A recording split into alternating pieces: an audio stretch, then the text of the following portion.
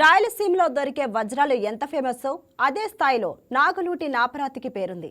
నంద్యాల జిల్లాలో మాత్రమే లభించే ఈ బండరాయి దాదాపు 46 దేశాలకు సరఫరా అవుతూ వరల్డ్ ఫేమస్గా మారింది. చలికాలంలో వేడి, వేసవిలో చల్లదనాన్ని అందించే నాగలూటి న్యాచురల్ స్టోన్కు విదేశాల్లో మంచి డిమాండ్ ఉంది. నాగలూటి నాపరాతి స్పెషాలిటీ, పరిశ్రమ ఎదుర్కొంటున్న సమస్యలపై YK news special story.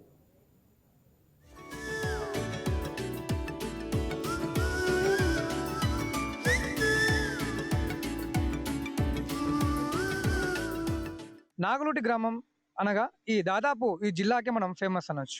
Rayalaseema ప్రాంతంలో ఎక్కడైనా సరే వర్షాలు పడితే రత్నాలు దొరుకుతాయని చెప్పేసి ఇప్పటికే మనం చాలా సార్లు అయితే మనం వింటూనే ఉన్నాం. ఆ ప్రాంతానికి వచ్చేసి మన ఉమ్మడి జిల్లాలో ఉన్నటువంటి చాలా ప్రాంతాల్లో కూడా వర్షాలు పడినప్పుడు వజ్రాల వేట కొనసాగుతూనే ఉంటుంది.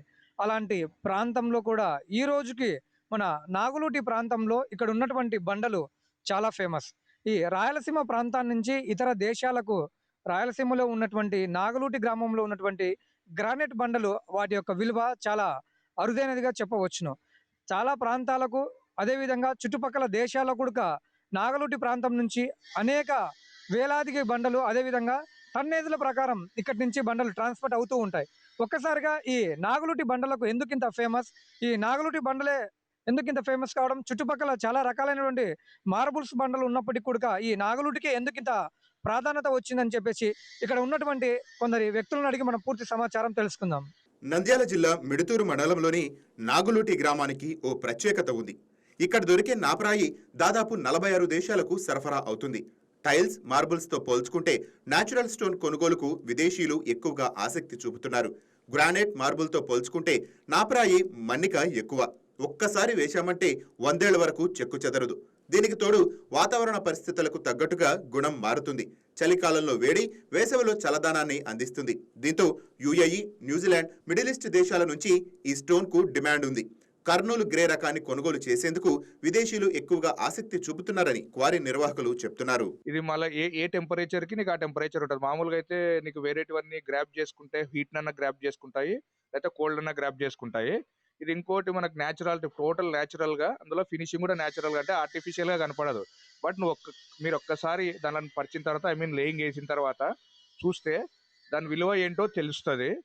అందుకు దాన్ని అది కూడా కొద్ది మందికి తెలుసు కాబట్టి నాపరాయి వాడుతున్నారు. మాది మెయిన్ కర్నూలు గ్రే అంటారు. మాది ముఖ్యంగా ఫారిన్ కంట్రీస్కి, యూరప్, చైనా, కొద్దిగా యుఎస్లో మోర్ దెన్ 60 కంట్రీస్ వరకు పోతుంది ఇది మాది ఎక్స్పోర్ట్ అనేది. దాని నుంచి కొంచెము ఇప్పుడు ఏమైందంటే ప్రాసెసింగ్ కొద్దిగా మాకు, ఎందుకంటే వేరేది ఫాస్ట్గా, అంటే మెటీరియల్ తొందరగా తయారవుతుంది. మాది చాలా టైం టేకింగ్. అందుకే మాకు డిమాండ్ ఎక్కువ ఉంది కానీ సప్లై లేదు మాకు ఇంతవరకు. ఏమంటే ఇక్కడ లేబర్కి ఇక్కడ మోర్ దెన్ మా దగ్గర అయితే ఒక 2000 నుంచి 3000 మంది లేబర్ దీని మీద పనులు చేసుకుంటూ జీవనం సాగిస్తున్నారు. 2000 మంది అంటే 2000 కుటుంబాల దాకా జీవనం సాగిస్తున్నాయి.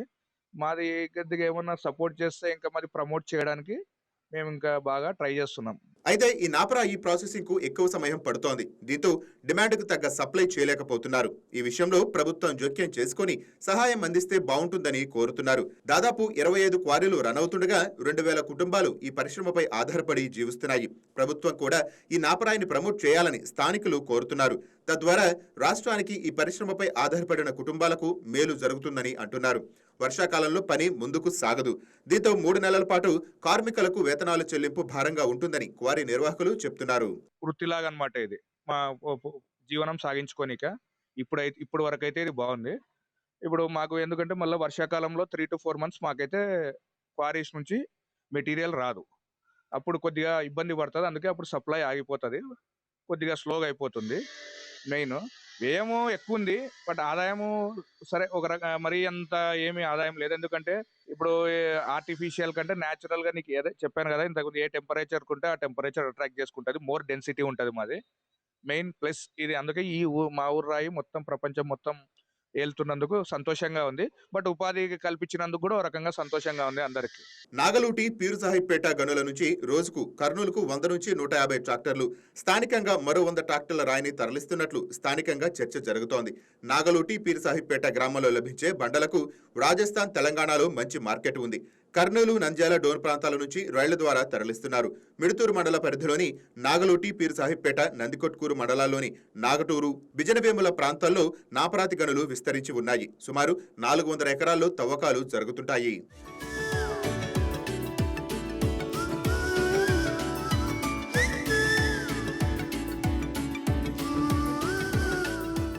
నాగులోటి నాపరాతి పరిశ్రమ అభివృద్ధిపై ప్రభుత్వం దృష్టి సారిస్తే మరింత మందికి ఉపాధి దొరకడంతో పాటు ప్రభుత్వానికి ఆదాయం లభిస్తుందని స్థానికులు చెప్తున్నారు.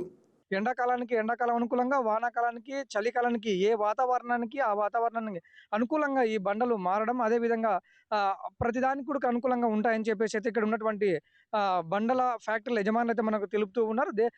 దాదాపు కూడా చుట్టుపక్కల ప్రాంతాలకు, అదేవిధంగా ఇతర దేశాలకు నాగలోటి బండలు ట్రాన్స్ఫర్ కావడంతో వాళ్ళకి ఆనందానికి అయితే హద్దులు దాదాపుగా ప్రభుత్వం అయితే గుర్తించాల్సినటువంటి పరిస్థితి అయితే ఇక్కడైతే ఉంది. ఏదేమైనప్పుడు కూడా నాగలోటి అనే పేరు ఇతర దేశాలకు వినపడుతుంది అనడం మాకు సంతోషకరంగా ఉందని చెప్పేసి బండల పరిశ్రమలో, అదేవిధంగా యజమానులు అయితే మనకు YKT ద్వారా వారి యొక్క ఆనందాన్ని వ్యక్తపరచడం జరిగింది. Please subscribe to YKTV Network. Please subscribe to YKTV. Please watch YK News. Don't forget to subscribe YK News channel.